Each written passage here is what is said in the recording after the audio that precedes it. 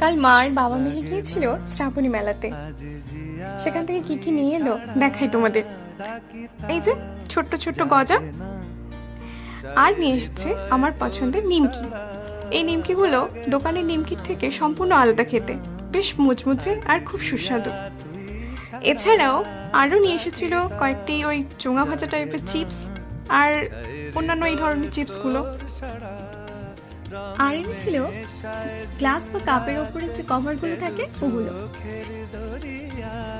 দেখো কি সুন্দর।